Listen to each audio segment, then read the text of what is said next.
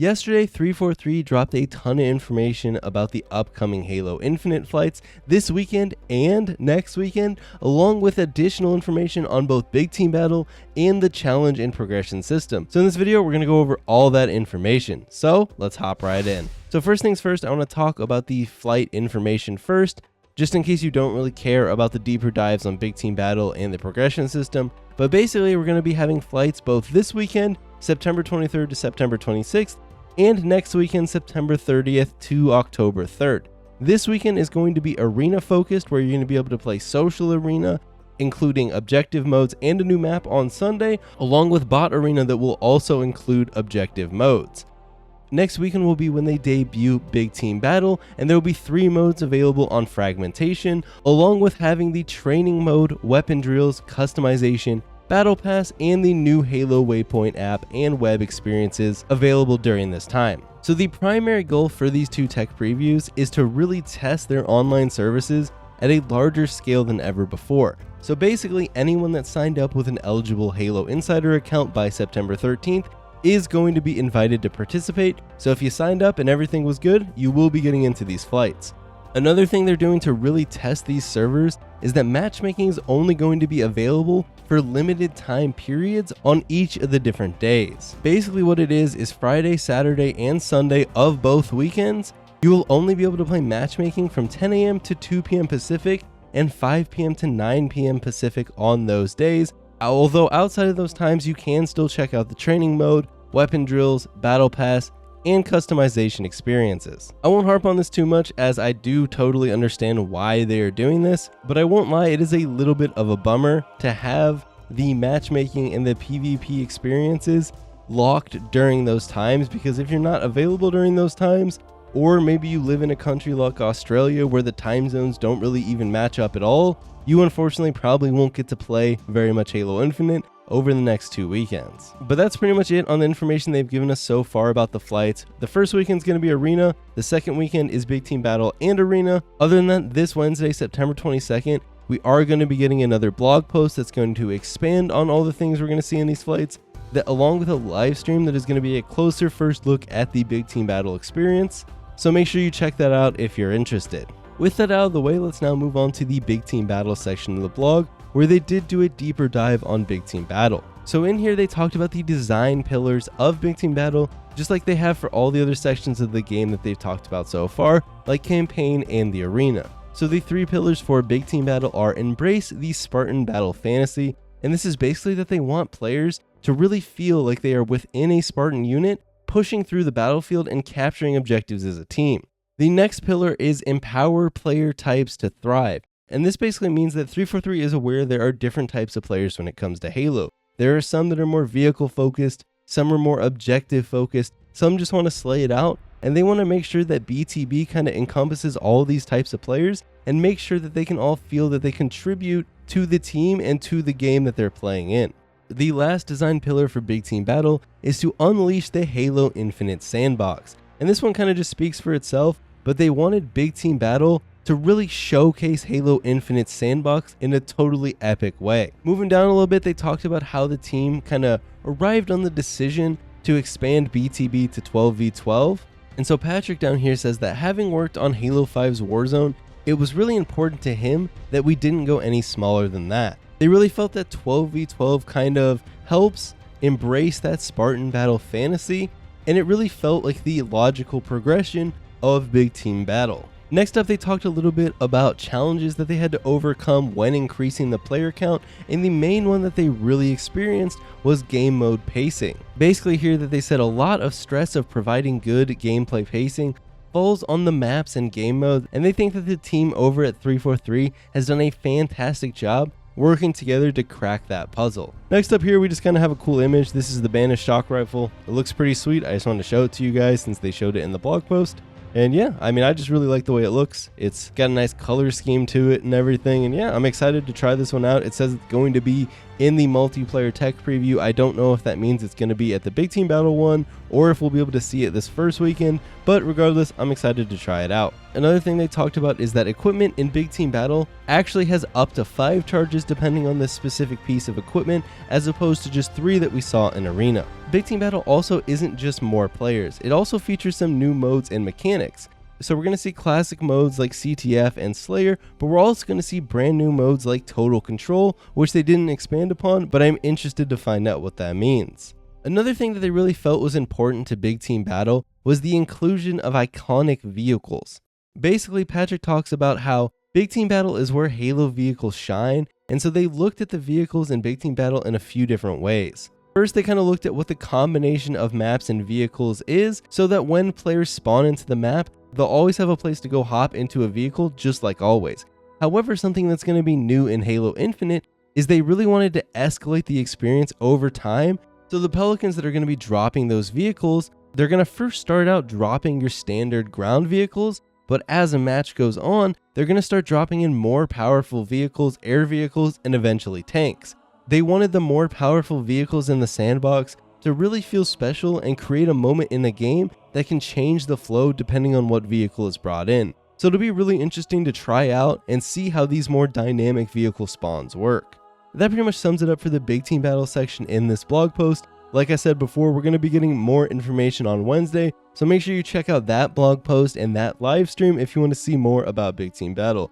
The next section I want to talk about is the Academy. So first they talked about the goals and design pillars for the Academy. The first pillar is to give players ways to learn about maps and systems without the fear of being shot in the face by players. Basically just a more new player friendly way for players to be able to get used to the maps and the systems of Halo Infinite without having to face up against those more experienced players that may have been around Halo since its very start. The next design pillar for the Academy is to provide tools to learn core mechanics and provide pathways to mastery through crafted, fun, replayable, bite-sized experiences. And lastly, it's to give context for the multiplayer Spartans within the greater Halo canon.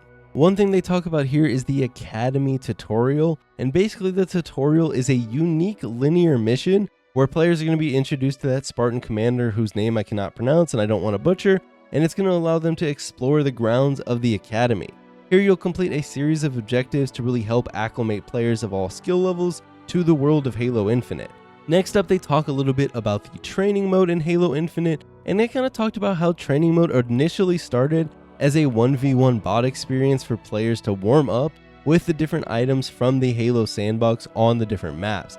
However, it grew from there and became just a literal sandbox where players can now experiment with their loadouts and a variety of bot and player options. You can practice all sorts of different things like your sniper shots on the map Behemoth with unlimited ammo, or whatever else you kind of want to work on. And lastly, they kind of closed out this section by saying, launch is only the beginning, a statement that is not unfamiliar to us Halo fans, and it's safe to say that that applies to the Academy as well as PvP multiplayer. They have a whole lot of things in mind for the Academy post-launch, like vehicle drills, expanding the integration of bot behaviors and Academy experiences, scrimmages, and eventually they want to expand the Academy into a multiplayer experience too, so it's not just that single player lone wolf experience. Next up, we have the section on progression challenges and customization.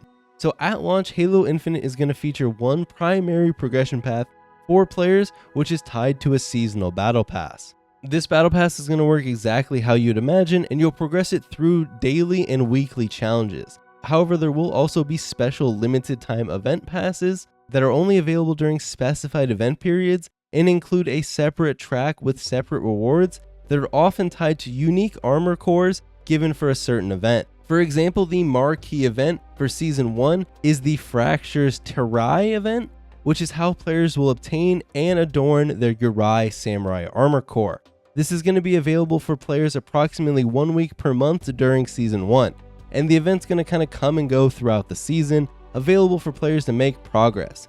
Each time that fracture returns, your progress will carry over, so this will give players multiple opportunities to unlock all 20 tiers of rewards on these special limited time event passes. So like I talked about, you're going to progress your normal battle pass through the use of dailies and weeklies, and weekly challenges are usually more directed and specified while offering more experience in return to dailies. Each week, players will randomly be assigned approximately 20 weekly challenges, although that isn't an exact number finalized for launch yet, out of a total pool of several hundred potential options.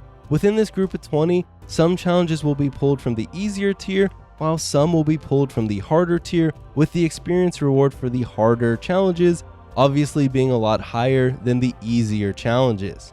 Here they kind of showed off the challenge screen, where you can see the daily challenge here, which is practice makes perfection, and that's just to play any match. And then you also see some of the weekly challenges here, like kill enemy Spartans with the commando rifle, win any matches, capture a zone, and kill enemy Spartans with a melee attack. And as you complete all of your weekly challenges, a final ultimate challenge, referred to as a capstone in the multiplayer tech preview, will become available, which is the same for every player each week.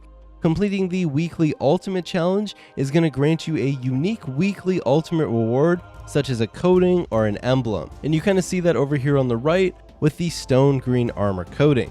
Other than that, they give a list of 20 randomly assigned weekly challenges that you can kind of look at, and I'll just show these on screen. Basically, there's all sorts of stuff: complete a big team battle, kill enemy Spartans in Slayer, capture enemy flags in PvP, and all sorts of different stuff. They do seem a little bit more specific and more kind of directed than the MCC ones, in my opinion. Down here at the bottom, they showed an example of one of the ultimate challenges called Tactical Precision, where you'd have to kill enemy Spartans with a headshot in PvP. So that's kind of the high level of the weekly challenges.